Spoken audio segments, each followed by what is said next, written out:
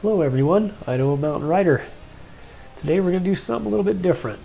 I was able to get a test ride on a 2019 Indian Springfield.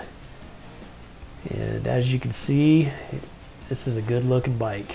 It's got a lot of chrome on it, something that I've seemed to grow more fond of as I get older. The weather today was about 50 degrees with a 30-mile-an-hour wind. And right now we're running straight into the wind, and so as you can see, we're doing between 30 and 40 miles an hour, so that's almost a freeway speed when you factor in the wind. And there was just a little bit of buffeting on the very top of my helmet. It wasn't too bad, but it was definitely there. This bike, as of 2019, comes with 3 different ride modes. It has a Tour, which is a slow throttle response, standard, and a sport, which is a quick throttle response. I just set it in the standard before I left because I couldn't quite figure out how to switch it very easily, so I just left it there for the entire ride. I didn't get to compare the different ride modes. As we come up to the light here, we'll be, after I turn the corner, we'll be looking at the different things that you can see in the LCD display down there on the speedometer. There's quite a bit of information that can come out of that little screen down there. And what it includes is a fuel gauge, an odometer, 2 separate trip meters, a clock, and a gear position, RPM, fuel economy, voltmeter, fuel range, tire pressure, and outside temperature. And if you look down there, I'm toggling through all that stuff right now, and I'll finally settle in once I figure out where I'm at on the RPM gauge, and that way we can see what kind of RPM we're running as we're cruising around on these back roads here. So you can see the gear position set at 4 over to the left there, and I finally found the RPM meter. We're running at 2600 about, and just over 40 miles an hour it looks like. As we roll up to the stop sign, you'll see the gentleman in front of me. He's riding a 2018 Indian Springfield. It's in the jade green color, and that is one pretty bike. That green really shows in the sun. This fellow came down from Montana, a couple 100 miles away from where we're at, to trade in his Harley on this Springfield. I'm not sure if the deal was done or not. I left before all that happened, but he did seem really happy with the ride.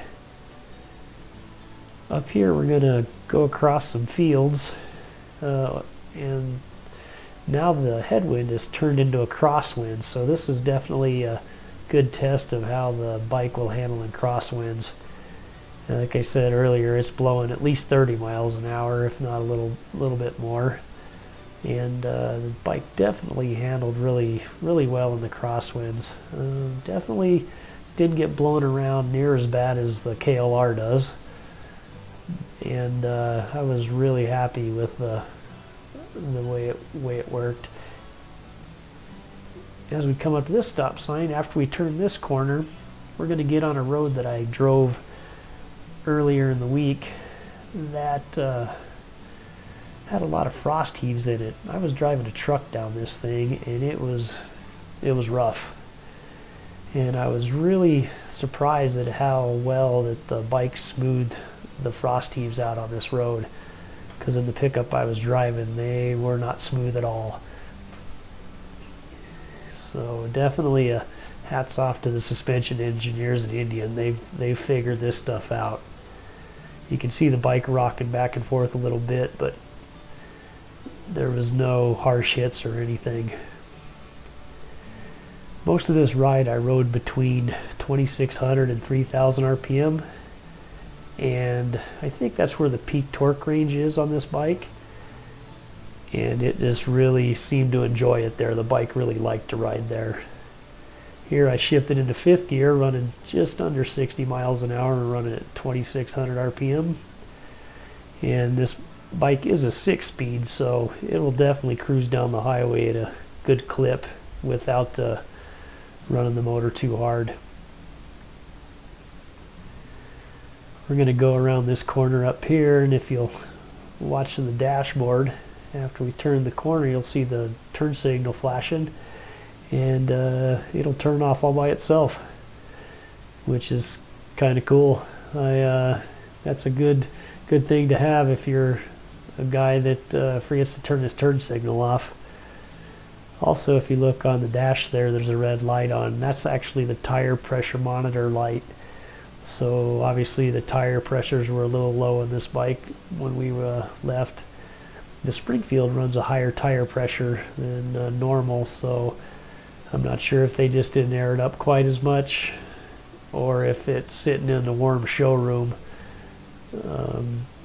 kind of threw the tire pressures off because we were out in the cold. As we come up here to this next corner, there's quite a bit of potholes that they've patched and stuff, and a little bit of gravel in this corner.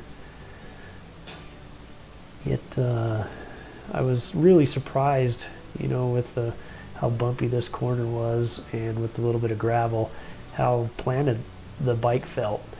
It really seemed to it didn't even really wasn't affected by the bumps in the corner at all. You can see here there's a couple good sized bumps on this road. If you watch a gentleman in front of me coming up here as he crosses his bridge, there's a good dip in it. And I'll tell you, that hit wasn't even harsh at all. It was marshmallow smooth. So again, hats off to the suspension engineers at Indian. They've got the suspension stuff figured out on these bikes. You can see by the flag up there, the wind was definitely going today. So like I said, this was a good test for being able to ride in the wind and how the wind affected the handling of the bike. And coming up in these next little bit here, we're going to be going through some turns, and they're not super sharp by any means, but we go through them at a decent speed, and there was no scraping, no anything. The bikes went through the turns with very little effort, and nothing hit the ground, nothing seemed to hang down very low. So I was really happy with the way that they handled through these turns. You see, I turned it a little sharp there to see if there was any clearance problems, and there wasn't at all. So we're just about at the end of our ride here. So I thank you for coming along. If you do have any questions that I might be able to answer about the Indian, please leave them in the comments below, and I'll get back to you on those. And if you're ever in the Idaho Falls area, make sure you stop into Eagle Rock Indian. The people are super nice there, and the shop is like a museum. It's really nice there. So again, comment, like, and subscribe, and check back for more videos. Take care, and thanks.